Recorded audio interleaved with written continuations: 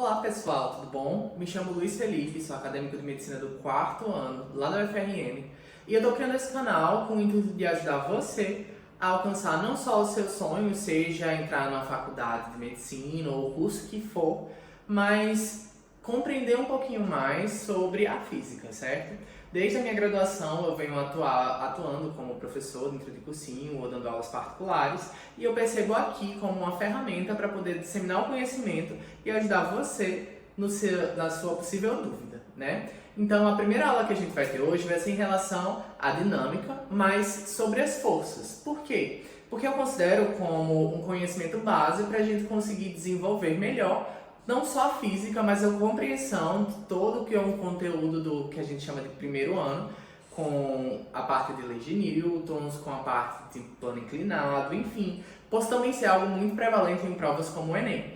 Então, quando a gente fala sobre força, a primeira coisa que tem que vir na nossa mente é a divisão, em que ela pode ser de contato ou de campo. As minhas forças de contato, como o próprio nome já diz, precisa de um contato entre o objeto que eu estou estudando com alguma coisa, seja ela uma superfície, seja ela um fio, seja ela uma mola.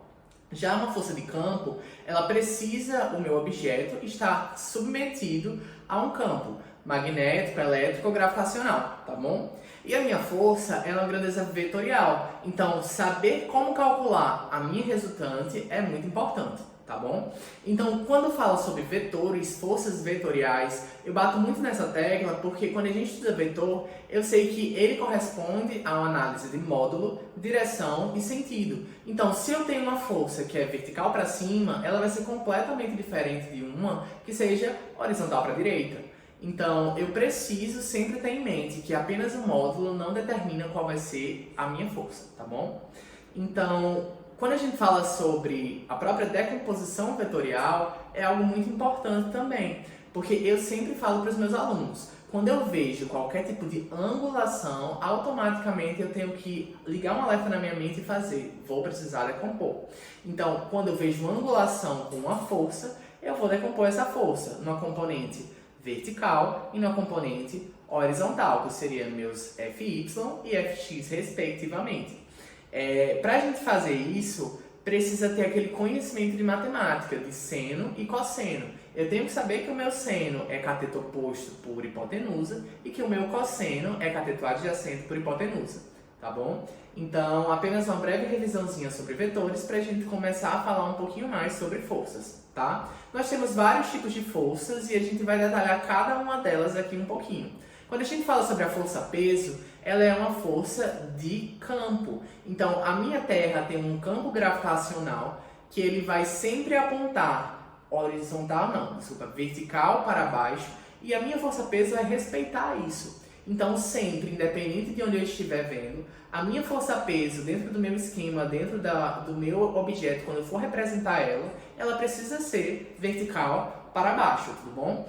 E eu preciso saber essa fórmula. Então, a força-peso, ela tem uma fórmula que é massa vezes gravidade, e essa gravidade é a aceleração da gravidade, que normalmente a gente trabalha nas questões com o número 10. Quando a questão é muito cri-cri, ela vai usar 9.8, e a depender, de uma questão que seja mais difícil, vai dizer, nós não estamos falando da Terra, estamos falando na Lua, estamos falando em Júpiter, enfim. A depender do corpo terrestre, do corpo celeste, que a gente estiver analisando, eu vou ter um valor diferente de aceleração da gravidade e, consequentemente, um outro valor para colocar aqui na fórmula da minha força-peso, tá bom? A segunda força que a gente vai estar analisando aqui é a minha força normal. Eu gosto muito dessa imagem que eu trouxe para vocês, mas ela contém um errinho aqui que eu espero que você perceba junto comigo. A minha força normal, ela não tem uma fórmula definida, como a peso era massa vezes gravidade. Então, para eu conseguir identificar qual vai ser o módulo dela, eu preciso fazer uso da que a gente sabe da segunda lei de Newton, que é a lei da dinâmica, em que força resultante é massa vezes a aceleração. Então, eu preciso avaliar todas as forças que estão atuando dentro desse meu corpo, para a partir daí achar qual vai ser o valor da minha força normal.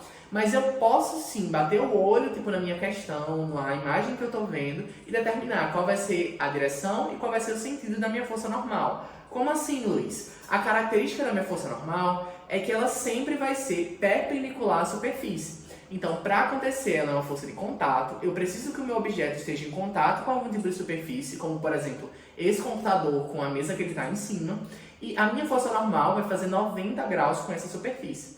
Então, aqui o exemplo que eu acabei de falar, do computador e da mesa. A minha força normal está fazendo 90 graus. Esse meu exemplo número 2 é como se fosse um lustre que fica preso ao teto. Onde que está a superfície? Está bem aqui. E aqui está a base do meu lustre. Então, eu vou ter tanto peso para baixo quanto a normal também, fazendo 90 graus com a minha superfície. Vou pular o 3, vamos no 4. O exemplo do quadro é como se eu estivesse analisando um quadro que está preso na minha parede. Então, aqui é a minha parede, aqui é o meu quadro. Eu vou ter a minha força-peso para baixo e olha como é que vai estar a minha força normal, perpendicular à superfície. Por fim, você identificou qual foi o erro aqui nessa minha terceira imagem?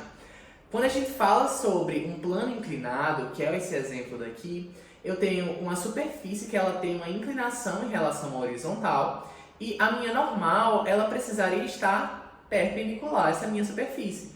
Então, a minha normal, ela deveria estar fazendo esse sentido que eu estou fazendo com a bolinha azul. Tá vendo aqui na imagem? Então, esse é o erro dessa imagem. Ela traz todas as outras corretas, mas aqui um probleminha na representação da minha força normal. Mas eu gosto muito dela, então eu mantenho sempre quando eu vou explicar, tá bom? A próxima força que a gente vai estar falando é a força de atrito. Força de atrito eu tenho tanto como calcular por meio de uma fórmula, como eu também sei qual vai ser a direção e o sentido dela. Então, a direção e o sentido sempre vai ser contrário ao do meu movimento ou da tendência ao movimento. Então, se eu tenho um objeto parado e ele está parado por conta da minha força de atrito, ele vai ser contrário ao que o objeto gostaria de fazer. Se eu tenho um plano inclinado, ele queria o quê? Descer. A gravidade vai estar puxando ele para baixo. Então, a minha força de atrito vai estar onde? Puxando para cima, entende? E quando a gente fala sobre um móvel que ele já está em movimento, a minha força de atrito vai ser contrária a esse movimento. Se eu estou indo para a direita, a minha força de atrito vai ser para a esquerda, tá? E a minha força de atrito, ela pode ser dividida em dois momentos no caso. Eu tenho minha força de atrito estático e força de atrito dinâmico. Eu vou ter o meu atrito estático exatamente quando o meu objeto está parado. Então, na primeira lei de Newton, que é a lei da inércia, a gente estuda que todo corpo quer permanecer no estado que ele já está. Então, se ele está parado, ele vai permanecer parado. Se ele está em movimento, ele tende a permanecer em movimento. Então, se eu tenho um objeto que ele está parado e eu estou aplicando uma força nele, e a tendência dele é querer ficar parado e eu tenho a minha força de atrito lá. Se eu dou, por exemplo, 5 newtons de força, ele ainda não saiu do local, eu estou ali com minha força de atrito estático equivalente a esses 5 newtons. Que, digamos, apliquei 5 newtons, bem aqui nessa bolinha, cheguei aqui. Apliquei 10 newtons, esse meu corpo também vai o quê? Permanecer parado. Mas aí a gente tem um conceito que é iminência de movimento. É aquele momento em que eu tenho a força de atrito estático máxima. Se eu fizer 10,1 newtons de força, eu vou entrar em movimento, vou quebrar meu estado de repouso e vou entrar em movimento. Assumindo agora um atrito que vai ser o meu atrito dinâmico. Uma característica muito importante é que o coeficiente de atrito dinâmico sempre vai ser menor do que o coeficiente de atrito estático máximo, que vai ser aquele encontrado na iminência de movimento. Então, em todo objeto vai ser assim. Eu vou ter uma força de atrito que vai ser ascendente, vai chegar no seu pico, no seu ponto máximo, e depois ela vai cair, porque eu vou entrar em movimento, tá? E a fórmula que a gente tem é normal vezes μ, em que esse μ é o meu coeficiente que vai depender exatamente da rugosidade da minha superfície. Então, se eu tenho uma superfície mais áspera, eu vou ter um atrito maior do que uma superfície lisa, do que um gelo, por exemplo, do que um vidro, tá bom?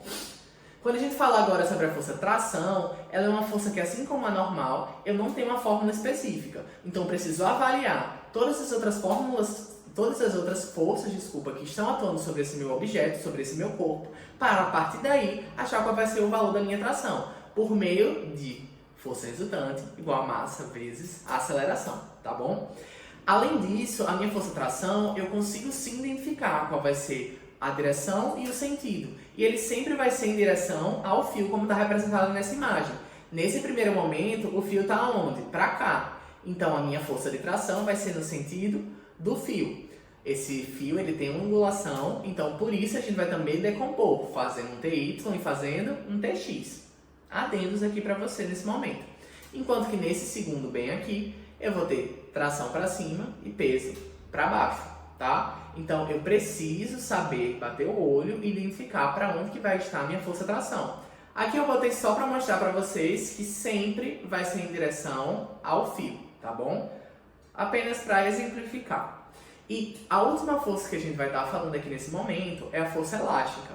Minha força elástica, ela não só tem fórmula, como também eu posso definir para onde vai ser o módulo, para onde vai ser a direção e para onde vai ser o sentido. Minha força elástica, ela é calculada por K, que é a minha constante, que vai depender exatamente do material dessa minha mola. Então, se a mola é mais fina, se ela é mais grossa, se ela é de ferro, se ela é de alumínio, enfim, não sei. A partir de vários aspectos dela, eu vou ter um valor diferente, desculpa, para minha constante elástica. Já o meu X corresponde ao quanto que eu deformei essa minha mola, seja por compressão, ou seja, diminuindo o seu tamanho, ou por extensão, aumentando o seu tamanho. Então, eu vou ter uma força que ela vai ser calculada por meio dessa fórmula e que sua direção e seu sentido vai ser no intuito de restaurar o seu formato original. Então, nesse exemplo daqui de cima, eu tenho uma mão comprimindo a minha mola, eu estou diminuindo o seu tamanho. Se eu estou diminuindo o seu tamanho, a minha força elástica, ela quer voltar ao seu estado original. Então, ela vai apontar em sentido contrário. Já que a minha força elástica, nesse segundo momento, eu estou aumentando o seu tamanho, eu estou distendendo essa minha mola. Então, eu vou precisar o quê? Ter uma força elástica de sentido contrário, querendo voltar ao seu estado inicial, tá bom? E, assim, física, matemática, química são conteúdos, são disciplinas que, ao meu ver, a gente só aprende praticando. Então, quanto mais questões você fizer, mais você vai ver que a forma da gente sair se repete, vai mudar, por exemplo, Maria, João, vai mudar o valor, mas o racional e a forma da gente responder vai ser a mesma. Então, se você quer uma dica para progredir agora para o Enem, faça a questão e corrija essas suas questões, tá? Porque com isso você vai conseguir alavancar o seu conhecimento nessas áreas, tá bom? Então é isso, gente. Se você gostou, segue aqui o canal, curte, eu vou estar sempre alimentando aqui, ou com questões, ou então com pequenas aulas rápidas de conteúdos pra gente ter aquela revisão pré-prova, tá? E eu espero você aqui no próximo vídeo. Fica atento e é isso. Muito obrigado!